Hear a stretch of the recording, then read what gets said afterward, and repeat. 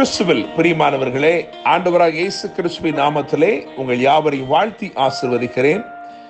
இந்த நாளுக்கு என்று தேவன் நமக்கு அருளி இருக்கும் ஜீவ வார்த்தை ஆதியாகமத்தின் புஸ்தகம் 35ஆம் அதிகாரம் 18வது வசனம்.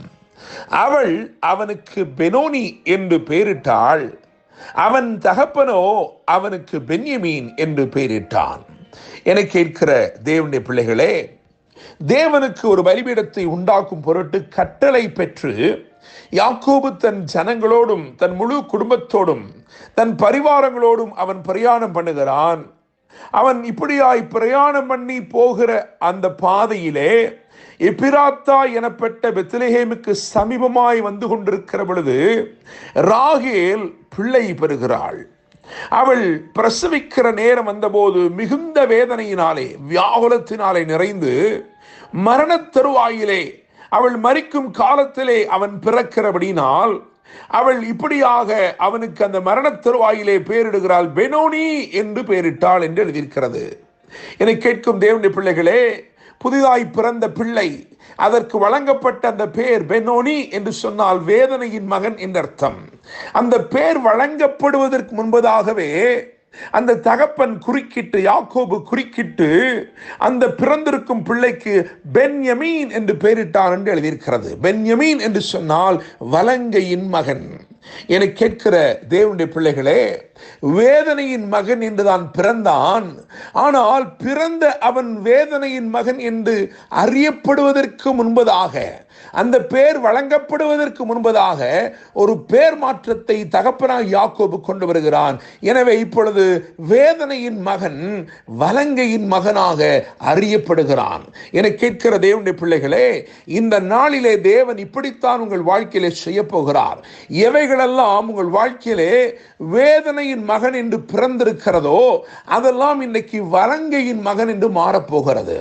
எவைகள் உங்களுக்கு வேதனை உண்டு பண்ணும் என்கின்ற ஒரு வெளிப்பாடோடு புறப்பட்டு வருகிறதோ அதை எல்லாவற்றையும் அவருடைய வலது கரத்தினாலே அந்த தீமை அனைத்தையும் அவர் நன்மையாய் மாற்றப் போகிறார். என கேட்கிற தேவனுடைய பிள்ளைகளே, அவர் முச்செடிக்கு பதிலாக தேவதாரு விருட்சங்களை முளைக்க பண்ணுகிற தேவனாய் இருக்கிறார்.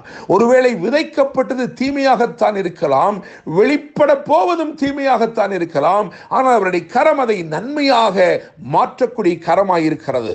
நம்முடைய தேவன் உங்களுக்கு விரோதமான தீமைகளை நன்மையாக மாற்றக்கூடிய தேவனாய் இருக்கிறார். எவைகள் உங்களுக்கு பாதகமாய் எழும்பி வருகிறதோ அவைகளை இந்த நாளிலே உங்களுக்கு சாதகமாய் அவர் மாற்றும்படி விரும்புகிறார். என்னை கேட்கிற தேவனுடைய பிள்ளைகளே, கர்த்தர் ஒரு கிரியை செய்தார். எனவே ஒரு தோற்றத்தில், அதாவது அழைக்கப்படுவதற்கு முன்பதாகவே, வழங்கப்படுவதற்கு முன்பதாகவே ஒரு மாற்றம் ஏற்பட்டபடியினாலே வேதனையின் மகன் என்று அறியப்பட இருந்தவனை வலங்கையின் மகன் என்று அறியப்படும்படி கர்த்தர் மாற்றினார். இன்றைக்கும் கர்த்தர் அப்படிப்பட்ட கிரியைகளை நிச்சயமாய் உங்கள் வாழ்க்கையிலே செய்கிறார் என்று நான் நம்புகிறேன். அதன் விளைவு எப்படி இருந்தது என்று சொன்னால், ஆதியாகமம் 49:27 படி பீறுகிற ஓனாய் என்று அறியப்பட இருந்தவனை உபாகமம் 33:12 பிரியமானவன் என்று அறியப்பட வைத்தார் ஆண்டவர். நான் நம்புகிறேன், விசுவாசிக்கிறேன், எதெல்லாம் பீறுகிறதாய் தோன்றுகிறதோ அதெல்லாம் உங்கள் வாழ்க்கையிலே பிரியமானதாய் மாறப்போகிறது. தேவனுடைய பிள்ளைகளே, நீங்கள் யோசேப்புடைய சரித்திரத்தை வாசித்து பார்க்கும் பொழுது அதிலே அழகாய் ஒரு சம்பவம் சொல்லப்பட்டிருக்கிறது. ஆதியாகமம் 43:34 கவனிக்கும் பொழுது, யோசேப்பு தனக்கு முன்பதாக தான் யாரென்றே அறிந்து கொள்ளாத தன் சகோதரர்களுக்கு பந்தி இருக்க கட்டளையிட்டு அவர்களை பந்தி பந்தியாய் வைத்து அவர்களுக்கு பங்குகளை அனுப்பின பொழுது அங்கேயும் இந்த பென்யமீனை விசேஷப்படுத்தும்படி 5 மடங்கு, அந்த பங்கு 5 மடங்கு இருந்தது என்று எழுதியிருக்கிறது.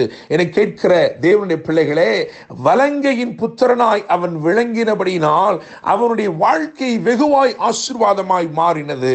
அவன் செல்லுகிற எல்லா இடத்திலும் மேன்மையானவைகளை பெற்றுக்கொண்டான், சிறப்பானவைகளை பெற்றுக்கொண்டான்.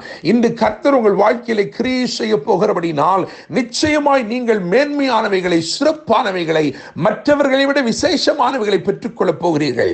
வயதின்படி வரிசையை அமர்த்தப்பட்ட அவர்கள் யோசித்துப்பார்கள். மூத்தவன் முதல் இளையவன் வரைக்கும் வயதின்படி அமர்த்தப்பட்டார்கள். எனவே பென்யமீன் கடைசியில் தான் அமர்ந்திருப்பான். எல்லாருக்கும் பங்கு கொடுக்கப்பட்டது. பென்யமீனுக்கு வரும் பொழுதோ அது அதிகரித்துக் கொண்டு வந்த 5 மடங்காக பென்யமீனுக்கு முன்பதாக வந்து அமர்ந்தது. அப்படித்தான் கர்த்தர் இன்றைக்கு செய்ய போகிறார். என்னை கேட்கும் தேவனுடைய பிள்ளைகளே, உபாகமத்து புஸ்தகம் 33:11 வாசிக்கும் பொழுது இந்த பென்யமீனை குறித்து 3 ஆசீர்வாதங்கள் அங்கே சொல்லப்பட்டிருக்கிறது. அதை மாத்திரம் நான் சொல்லும்படி விரும்புகிறேன். முதலாவது, அவன் தேவனுடைய பிரியத்தை பெற்றுக்கொண்டான். தேவனுடைய பிரியத்தை பெற்றுக்கொண்டான். பிரியமானவன் என்று அவர் அழைக்கும்படிக்கு அந்த பிரியம் அவனுக்கு கிடைத்தது. இரண்டாவதாக, பாதுகாப்பு கிடைத்தது. அவர் எந்நாளும் அவனை காப்பாற்றுவேன் என்று வாக்கு பண்ணுகிறார். எனவே பிரியம் கிடைத்தது, பாதுகாப்பு கிடைத்தது. மூன்றாவதாக, அவருடைய பிரசன்னம் கிடைத்தது. அவர் எந்நாளும் அவன் எல்லைகளுக்குள்ளே வாசமாயிருப்பார் என்று எழுதியிருக்கிறது. என கேட்கிற தேவனுடைய பிள்ளைகளே, 3 ஆசீர்வாதங்கள், பென்யமீன் பெற்றுக்கொண்ட 3 ஆசீர்வாதங்கள். தேவனுடைய பிரியத்தை பெற்றுக்கொண்டான், தேவனுடைய பாதுகாப்பை பெற்றுக்கொண்டான், தேவனுடைய பிரசன்னத்தால் நிரப்பப்பட்டான். என்னை கேட்கும் தேவனுடைய பிள்ளைகளே, எவைகளெல்லாம் உங்கள் வாழ்க்கையிலே, எவைகளெல்லாம் இன்றைக்கு வேதனை உண்டாக்கும்படி வெளிப்படுகிறதோ அவைகளெல்லாம் தம்முடைய வலது கரத்தினாலே நன்மையாக மாற்றி உங்களை ஆசீர்வதித்து வாழ வைப்பாராக.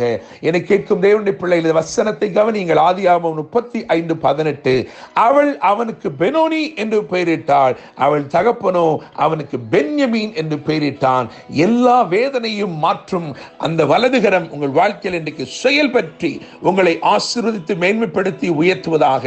என்று அன்புடன் pastor Daniel Moses. God bless you.